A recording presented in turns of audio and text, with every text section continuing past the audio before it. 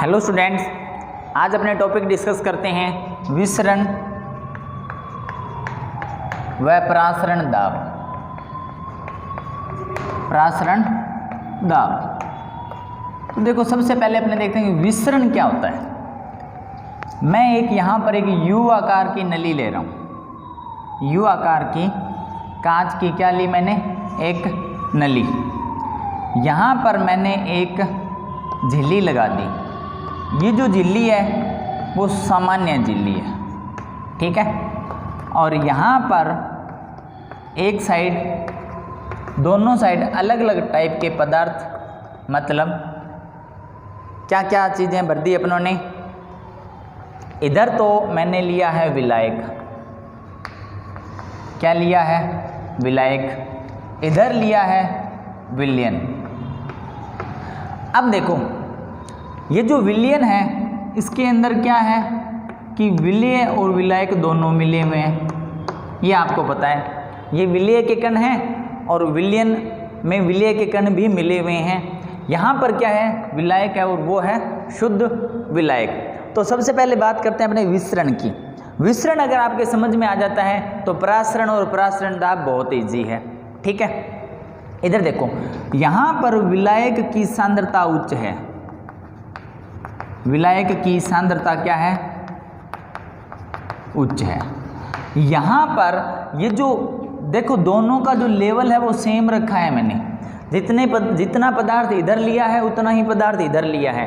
तो यहाँ पर विलयन में जो विलायक है, विलायक की सांद्रता होगी निम्न। क्या होगी, विलायक की सांद्रता निम्न हो जाएगी। क्यों?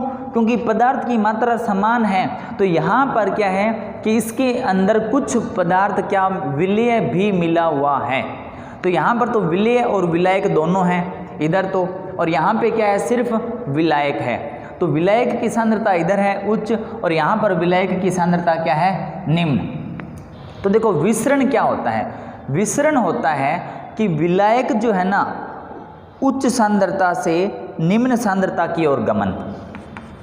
विसरण की अगर अपने बात करते हैं तो किसके कणों का, विलायक के कणों का, विलायक के कणों का किधर, उच्च सांद्रता से किधर गमन, निम्न सांद्रता की ओर। निम्न सांद्रता की ओर जो गमन है उसको अपने विसरण बोलते हैं, ठीक है।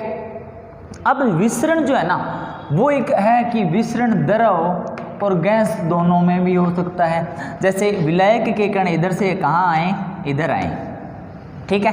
तो यहाँ पर विलायक की सांद्रता ज़्यादा है और तो इधर आ जाएंगे किसकी ओर, विलायक की उच्च सांद्रता से निम्न सांद्रता की ओर गमन करते हैं जो पदार्थ। या यहाँ पर अगर अपने बात करें कि विसरण विलायक किधर से, विलायक के कणों का उच्च सांद्रता से निम्न सांद्रता की ओर। जो विसरण का प्रोसेस है ना, वो द्रव और गैस दोनों में ही होता है। द्रव और गैस दोनों में होता है। अब देखो, इसकी एग्जैक्ट अगर अपनी बात करते हैं, जैसे आपने एक रूम है, उसके अंदर अगर किसी ने कोई स्मेल वाला कुछ पदार्थ, जैसे कोई डीओ, परफ्यूम या कोई जैसे कोई धूप वगैरह, जब अपने एक सिरे पे जब जला देते हैं तो उसके जो कण हैं वो सभी कमरे के अंदर फैल जाते हैं। ये प्रोसेस भी क्या कहलाता है, विसरण कहलाता है। तो या अगर मैं आपसे को एक एग्जांपल और बताऊं, ये मैंने लिया पानी, क्या ले लिया, पानी और यहाँ पर मैंने एक कण KMnO4 का रख दिया। KMnO4 क्या होता है, पोटेशियम पर मैग्नेट का एक कण रख दिया। तो काफ़ी देर बाद जब देखेंगे ना, तो ये जो कण है ना, ये पूरे जो पानी है उसके अंदर धीरे धीरे घुलकर क्या होगा, फैलता जाएगा और ये जो पानी है इसका रंग हो जाएगा गुलाबी। क्या हो जाएगा, इसका रंग गुलाबी हो जाएगा। तो ये जो प्रोसेस है वो भी विसरण होता है। तो विसरण के लिए सामान्य झिल्ली हो सकती है, विसरण के लिए कुछ भी झिल्ली नहीं हो सकती। और विसरण का तीसरा एग्जाम्पल जो मैंने गैस वाला बताया था कि किसी भी अगर कोई अगर स्मेल वाली जो वस्तु है वो कमरे में कहीं रख देते हैं तो उसकी जो स्मेल है वो पूरे कमरे में अपने को आने लग जाती है। तो विसरण जो है वो द्रव और गैस दोनों में हो सकता है। विसरण झिल्ली के द्वारा हो सकता है, सामान्य झिल्ली के द्वारा। सामान्य झिल्ली का मतलब क्या है कि यहाँ से विलय व विलायक दोनों के कण गुजर सकें तो इसको क्या बोलते हैं, सामान्य झिल्ली। तो देखो विसरण क्या हुआ, सामान्य झिल्ली से विलायक के कणों का उच्च सांद्रता से निम्न सांद्रता की ओर गमन विसरण कहलाता है। यहाँ कुछ झिल्ली नहीं है तब भी ये जो पदार्थ रखा हुआ है ये विलेय है, तो विलेय के कणों का गमन भी क्या कहलाता है, विसरण कहलाता है। और विसरण की प्रोसेस है वो द्रव और गैस दोनों में हो सकती है। ये तो था विसरण। अब बात करते हैं अपने परासरण की। तो देखो परासरण और विसरण में थोड़ा सा फर्क है। सबसे पहले बात करते हैं अपने परासरण, फिर बात करेंगे अपने परासरण और फिर बात करते हैं अपने परासरण दाब की। तो देखो यही कंडीशन लेते हैं अपने। यहां पर मैंने झिल्ली को सामान्य न लगाकर यहां पर अर्धपारगम्य झिल्ली लगा दिया। कौन सी झिल्ली लगा दी, अर्धपारगम्य झिल्ली।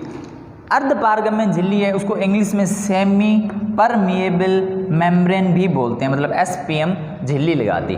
अब जो अर्धपारगम्य झिल्ली होती है इसका मतलब क्या होता है, पहले तो अपने इसका मतलब पता होना चाहिए। अर्धपारगम्य झिल्ली का मतलब ये है कि यहाँ से सिर्फ विलायक के कण ही गमन करेंगे। किसके कण, विलायक के कण गमन करेंगे। सबसे पहली बात, किसके कण गमन करेंगे, सिर्फ और सिर्फ विलायक के कण गमन करेंगे, विलेय के कण गमन नहीं करेंगे। क्योंकि ये जो झिल्ली होती है इसके बीच में जो इसके जो होल होते हैं, जो छेद होते हैं, उनका आकार बहुत कम होता है, बहुत छोटा होता है। तो विलेय जो है उसके कणों का आकार क्या होता है, बड़ा। तो विलेय के कण तो यहाँ से जो गमन करेंगे नहीं, और किसके कण गमन करेंगे, सिर्फ और सिर्फ विलायक के। ठीक है, तो देखो सबसे पहली बात अर्धपारगम्य झिल्ली की क्या हुई कि विलायक के कण क्या करें, गमन करते हैं। अब ये किसकी बनी होती है, किसकी बनी होती है, अगर अपने बात करें तो ये एक प्रकार की जंतु या वनस्पति झिल्ली हो सकती है। जंतुओं की या वनस्पति की जो कोशिकाएं होती है उसकी झिल्ली हो सकती है। अगर मैं बात करूं कि इसको संश्लेषित कैसे किया जाता है, संश्लेषित कैसे करेंगे इसको, तो इसके लिए अपने से संश्लेषित करने के लिए जैसे क्या क्या पदार्थ यूज कर सकते हैं, इसके लिए देखो मैं बताता हूँ आपको। एसीटेट और सेलुलोज, सेलुलोज या इसको एसीटेट से भी संश्लेषित कर सकते हैं। किससे, सेलुलोज से या एसीटेट से संश्लेषित कर सकते हैं। और या एक और एग्जांपल बताता हूं मैं, ये होता है Cu2FeCN6, एक प्रकार का उपसहसंयोजक यौगिक है कॉपर फेरोसाइनाइड। क्या है ये, कॉपर फेरोसाइनाइड। तो इससे भी कौन सी अर्धपारगम्य झिल्ली का संश्लेषण किया जा सकता है। तो कौन कौन सी झिल्लियाँ होगी, जंतुओं या वनस्पति की कोशिकाओं की झिल्ली, और संश्लेषित किससे कर सकते हैं, सेलुलोज से संश्लेषित कर सकते हैं, एसीटेट से संश्लेषित कर सकते हैं। और यहाँ पर देखो अगर मैं बात करता हूँ, एक आपने नाम सुना होगा पार्चमेंट पेपर, ठीक है, उससे भी इसको संश्लेषित किया जा सकता है। तो पहले अर्धपारगम्य झिल्ली क्या है इसका पता होना चाहिए। इसका मतलब क्या है कि विलायक के कण ही गमन करेंगे। जंतु की झिल्ली हो सकती है, वनस्पति की कोशिका झिल्ली हो सकती है, या सेलुलोज की हो सकती है, एसीटेट की हो सकती है, कॉपर फेरोसाइनाइड की हो सकती है। अब इसकी खास बात क्या रहती है कि इधर अपनों ने लिया है विलायक और यहाँ पर अपनों ने क्या लिया है, विलयन लिया है। ठीक है, अब देखो मैं आपको यहाँ पर दो कंसेप्ट बताऊँगा। एक बार मैं इसको हटा रहा हूँ यहाँ से क्योंकि मेरे को दो डायग्राम बनाने हैं। ठीक है, एक बार तो बताऊँगा मैं आपको विलयन से और एक बार बताऊँगा मैं आपको विलायक से। ठीक है, तो देखो यहाँ पर मैं पहले बात करते हैं अपने कि विलयन से विलायक से कैसे बनाएंगे। विलायक से अर्धपारगम्य झिल्ली लगाएंगे उसके अंदर और फिर परासरण को कैसे समझाएंगे। ये मैंने यू आकार की नली ले ली। ठीक है, यहाँ पर आधा बोर्ड मेरे को और चाहिए, एक दूसरा डायग्राम बनाएंगे अपने। और ये लगा लिया मैंने SPM, सेमी परमिएबल मेम्ब्रेन। इसका लेवल बिल्कुल समान रखेंगे। इधर है विलायक और इधर है विलयन। इधर क्या है विलयन भरा हुआ है, इधर भरा हुआ है विलायक। ठीक है, तो यहाँ पर सिर्फ और सिर्फ विलायक है। यहाँ पर इस विलायक में किसके कण हैं? विलेय के कण। तो आपको ये पता है कि इस साइड जो है ना, मतलब विलायक की सांद्रता उच्च है, विलायक की सांद्रता वो क्या है? उच्च है। और यहाँ पर अगर मैं बात करता हूँ तो विलायक की सांद्रता निम्न है, विलायक की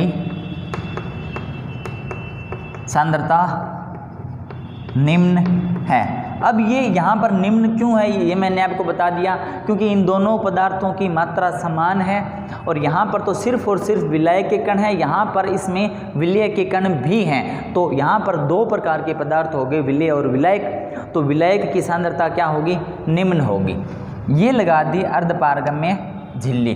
तो देखो विलायक के कण इधर से इधर जाएंगे, किसके कण जाएंगे?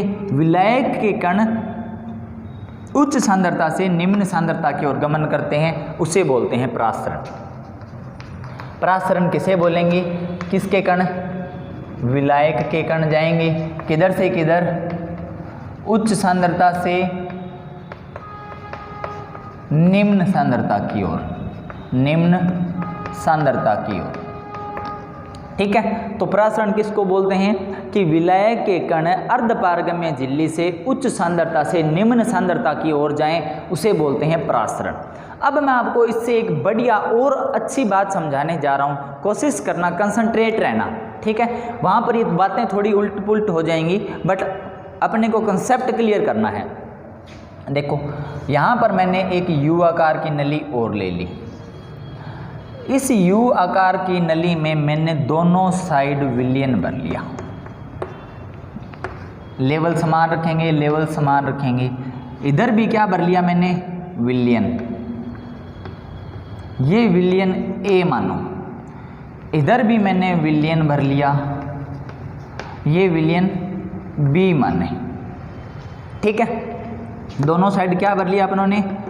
विलयन भर लिया। और बीच में क्या लगा दी? SPM. SPM semi permeable membrane, मतलब अर्धपारगम्य झिल्ली लगा दी। अब इसके अंदर क्या है? कुछ कंडीशन क्रिएट करते हैं अपने। मान लेते हैं कि यहाँ पर ये जो विलयन है ये है गाढ़ा विलयन। ये जो विलयन है ये है कौन सा? गाढ़ा विलयन। और ये जो विलयन है वो है तरल। गाढ़ा और तरल का मतलब समझे क्या? गाढ़े और तरल का मतलब ये है कि यहाँ पर विलेय के कणों की मात्रा ज़्यादा है, यहाँ पर विलेय के कणों की मात्रा क्या है? कम है। किसके कणों की मात्रा? विलेय के कणों की मात्रा। मतलब ये तो है एक प्रकार का सांद्र विलयन। कौन सा विलयन? सांद्र विलयन किसे बोलते हैं? जिसमें विलेय के कणों की संख्या क्या हो? ज़्यादा हो। और वो होता है, और वो होता कैसा है? गाढ़ा होता है। ठीक है, और ये कैसा होता है? ये एक प्रकार का तरल विलयन होता है। ठीक है, इतनी बात समझ में आ गई। अब देखो यहाँ पर एक बार इसको भूल जाओ, यहाँ पर क्या है? ये विलयन। ठीक है, जो विलयन ए है। अपनी बात करते हैं विलयन ए की। विलयन ए के लिए, इसकी बात कर रहा हूँ मैं, विलयन ए के लिए अगर मैं लिखूं तो विलयन की सांद्रता, मतलब ए लिख लेते हैं। ए कोई विलयन है, ए की सांद्रता है कम, ए की सांद्रता है निम्न। परंतु इसके अंदर अगर आप ये देख रहे हो, यहां पर विलेय के कण कम है। विलेय के कण क्या है? कम। तो यहां पर विलायक की सांद्रता तो उच्च हुई ना, विलायक की सांद्रता क्या हुई? उच्च। ठीक है, ये पूरा जब हो जाएगा तो और समझ में आ जाएगा। एक बार और समझाऊंगा मैं इसको ना, पर इसके लिए थोड़ा कंसंट्रेट रहना। ये लिया विलयन बी, क्या लिया? विलयन बी। अगर अपने इसका कंपैरिजन करें तो विलयन बी में, बी कोई भी विलयन है, इसका नाम है, मैं विलयन नहीं लिख रहा यहाँ पर। विलयन क्या है? जो बी है उसका नाम है, और मैं यहाँ पे पूरा विलयन नहीं लिख रहा, मेरे पास जगह कम है। ठीक है, बी की सांद्रता उच्च है, सांद्रता क्या है, उच्च। परंतु यहाँ पर एक चीज़ देखो कि इसके अंदर विलय के कण ज़्यादा हैं तो विलायक के कम हुए ना, इन दोनों की तुलना करेंगे तो इसमें विलय के कण ज़्यादा है तो विलय के कण कम है। यहाँ पर क्या है, विलय के कण ज़्यादा हैं तो विलय के कण क्या हुए, इन दोनों की तुलना करेंगे तो क्या हो गए, थोड़े से कम हो गए। तो मैं यहाँ पे ऐसे लिख सकता हूँ क्या कि विलायक की सांद्रता, विलायक की सांद्रता हुई निम्न, विलय की सांद्रता क्या हुई, निम्न हुई, है ना। अब दोनों को मैं अलग अलग लिख देता हूँ। यहाँ पर विलय जो है वो है ज़्यादा और यहाँ पर विलय वो है क्या है, कम। मतलब इसके लिए ये लिख दिया, इसके लिए ये लिख दिया। विलयन बी है, इसमें विलय के कण ज़्यादा है तो वो क्या हो गया, गाढ़ा हो गया। विलयन ए में विलय के कणों की संख्या है ये, विलय के कण क्या हो गए, कम हो गए तो वो क्या हो गया, तरल हो गया। अब जब ये तरल है तब आप वापिस आओ कि विलयन ए की सांद्रता क्या होगी, निम्न होगी। अगर मैं सिर्फ विलयन की सांद्रता की बात करूं तो विलयन की सांद्रता इधर निम्न है और विलयन की सांद्रता इधर क्या है, उच्च है। सिर्फ विलयन की सांद्रता की बात कर रहा हूँ, विलायक की नहीं बात कर रहा। विलयन की सांद्रता इधर निम्न है, विलयन की सांद्रता इधर क्या है, उच्च है। अब विलायक के कण किधर से किधर जाएंगे, विलायक के कण किधर से किधर जाएंगे, विलायक के कण तो भाई ऐसे ही जाएंगे उच्च सांद्रता से निम्न सांद्रता की ओर। तो विलायक की सांद्रता उच्च कहाँ है, ये रही, विलायक की सांद्रता है उच्च और विलायक की सांद्रता है निम्न, तो इधर से इधर जाएंगे विलायक के कण। किसके कण जाएंगे, विलायक के कण तो इधर से इधर जाएंगे। अगर मैं इस परिभाषा की बात करूं तो अपने ऐसे लिख सकते हैं क्या कि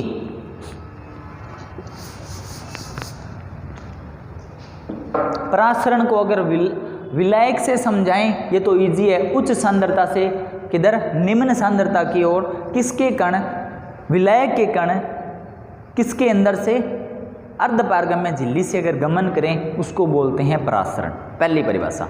ये इसकी दूसरी परिभाषा आपने समझ रहे हैं। दूसरी परिभाषा क्या है कि विलयन विलायक के कण, विलायक के कण निम्न सांद्रता वाले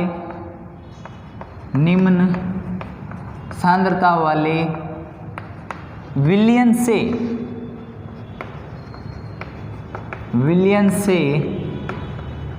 उच्च सांद्रता वाले विलयन की ओर, उच्च सांद्रता वाले विलयन की ओर सेमी परमिएबल मेम्ब्रेन से गमन करें। क्या करें, गमन करें। तो ये प्रोसेस क्या कहलाता है, ये प्रोसेस भी परासरण ही कहलाता है। यहाँ पर मैंने क्या लिखा था, यहाँ पे मैंने सिर्फ ये लिखा था विलायक के कण उच्च सांद्रता से निम्न सांद्रता की ओर क्या करें, गमन करें। और कहाँ से, सेमी परमिएबल मेम्ब्रेन से। और यहाँ पे मैंने क्या लिखा, गमन तो कौन करेंगे, विलायक के कण ही करेंगे। कौन गमन करेंगे, विलायक के कण ही करेंगे। अगर इसको विलयन से समझाएं तो विलयन की सांद्रता इधर क्या है, निम्न, तो विलयन निम्न सांद्रता से उच्च सांद्रता की ओर। तो देखो विलयन क्या है, निम्न सांद्रता वाले विलयन से उच्च सांद्रता वाले विलयन की ओर क्या करें, गमन करें, तो उसे क्या बोलेंगे, परासरण बोलते हैं। इतनी बात समझ में आ गई। अब अपने बात करते हैं परासरण दाब की। किसकी बात करते हैं आगे, नेक्स्ट परासरण दाब की। देखो बहुत इजी टॉपिक है। अगर आपके पास बायो है तो आपने ये बायो के अंदर भी ये टॉपिक स्टडी किया होगा। अगर नहीं किया तो आप आगे आ जाएगा, आपको कहीं न कहीं आपके बायो के टॉपिक है ये परासरण, विसरण, ये सारे बायो के टॉपिक हैं। ठीक है, तो देखो अब अपने बात करते हैं परासरण दाब की। किसकी बात करते हैं, परासरण दाब की। वापिस ये जो है, ये सारे जो है वो इस यू आकार की नली से ही समझेंगे अपने। ठीक है, आज अपने सारे डायग्राम बना रहे हैं। ये ले लिया मैंने सेमी परमिएबल मेम्ब्रेन। क्या ले लिया, सेमी परमिएबल मेम्ब्रेन। इधर ले लिया मैंने शुद्ध विलायक। क्या ले लिया, विलायक। इधर ले लिया मैंने विलयन, क्या ले लिया, विलयन, और यहाँ पर दोनों का लेवल समान है, यहाँ पे मैंने ये दोनों साइड में घर्षण रहित पिस्टन लगा दिया। घर्षण रहित क्या लगा दिया, पिस्टन लगा दिया, ये लगा दिया मैंने घर्षण रहित पिस्टन। इसका मतलब घर्षण रहित पिस्टन का मतलब क्या है कि यहाँ पर कोई भी घर्षण बल नहीं लग रहा। अब देखो यहाँ पर विलय की सांद्रता उच्च, यहाँ पर विलय की सांद्रता निम्न, क्यों, क्योंकि इस विलयन में विलय के कण भी मौजूद हैं। क्लियर। अब विलय के कण क्या करेंगे, इधर से इधर गमन करेंगे। विलय के कण यहाँ से यहाँ क्या करेंगे, गमन करेंगे।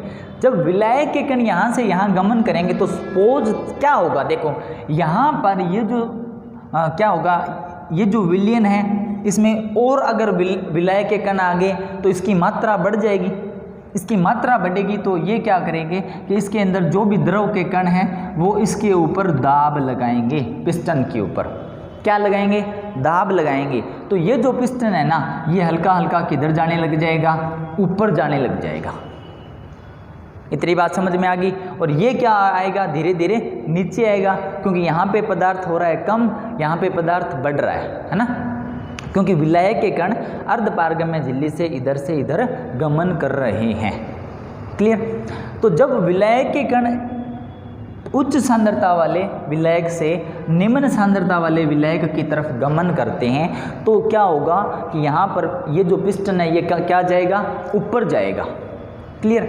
अगर मैं इसके ऊपर बाहर से कोई पी एक्सटर्नल मतलब बाह्य दाब लगा दूं, क्या कर दूं, बाह्य दाब लगा दूं, इसको मजबूती से दबा दूं, और कितना दाब लगाऊं कि विलयक के कण यहाँ से यहाँ गमन करना हो जाए बंद, तो परासरण दाब किसे कहते हैं। देखो परासरण दाब की अगर मैं सिंपल सी छोटी सी परिभाषा की बात करूं तो वो ये होता है कि वह दाब, क्या, वह दाब जिससे परासरण की क्रिया बंद हो जाए, क्या हो जाए, परासरण की क्रिया क्या हो जाए, बंद हो जाए। क्यों, क्योंकि मैंने यहाँ से क्या लगा दिया, इस पिस्टन के ऊपर पी एक्सटर्नल मतलब बाह्य दाब लगाना स्टार्ट कर दिया, और इतना दाब लगाया कि ये जो पिस्टन है ये यहीं रहे। जब यहीं रहेगा तो इसके अंदर विलायक के कण नहीं आएंगे, क्योंकि विलायक के कणों को इधर आने के लिए कुछ जगह तो चाहिए। तो ये जो जगह है ये मैंने यहाँ पे फिक्स कर ली, ये और नहीं ऊपर जाएगा। तो क्या होगा कि विलय के कण इधर नहीं आएंगे, विलय के कण इधर नहीं आएंगे तो परासरण की क्रिया क्या हो जाए, बंद हो जाएगी। और परासरण की क्रिया बंद करने के लिए अपने जो दाब लगाते हैं, और कौन सा दाब, जो बाह्य दाब लगाते हैं उसे बोलते हैं परासरण दाब। उसे क्या बोलते हैं, परासरण दाब बोलते हैं। क्लियर। अब देखो ये जो परासरण दाब है ये कोई बाह्य दाब है, इसका दाब नहीं है। आप ये मत समझ लेना कि परासरण की क्रिया से जो दाब लग रहा है, ये जो दाब है ना उसे परासरण दाब नहीं बोलते। ठीक है, कौन से दाब को बोलते हैं, बाह्य जो दाब है उसे परासरण दाब बोलते हैं। ये ध्यान रखना। तो आपके दिमाग में ये जो चीज़ें हैं वो क्लियर हो जानी चाहिए कि जैसे अगर अपने सिंपल सी बात करें कि परासरण दाब क्या होता है, कि परासरण की प्रक्रिया में लगने वाला दाब परासरण दाब कहलाता है। नहीं कहलाता। कौन सा दाब होगा, कि वह बाह्य दाब जिससे परासरण की क्रिया क्या हो जाए, बंद हो जाए, वह दाब कहलाता है परासरण दाब। ठीक है, आज अपने टॉपिक यहीं पे कंप्लीट करते हैं। इसको आगे जो इसका कैलकुलेशन है या इसका डेरिवेशन है वो नेक्स्ट लेक्चर में डिस्कस करेंगे।